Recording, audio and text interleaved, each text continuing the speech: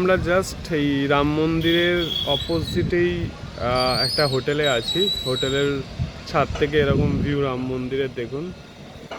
দেখুন রাম মন্দির এখনো কাজ চলছে, ভীষণ বড় একটা মন্দির, ভেতর থেকে ফটো তোলা যায় না, কিন্তু আমরা একদম সামনে থেকে ফ্রন্টে ভিউ পেয়েছি তাই জন্য তুলছি।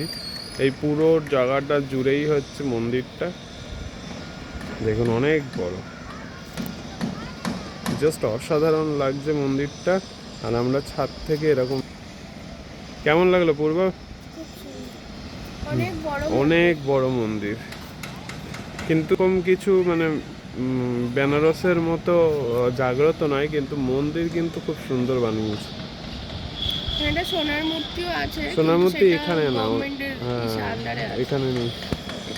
আমরা ওটা দেখতে গেছিলাম কিন্তু বলছে এখানে নেই, ওটা দেখাও যাবে না, সবাই জনসাধারণের জন্য ওপেন নেই।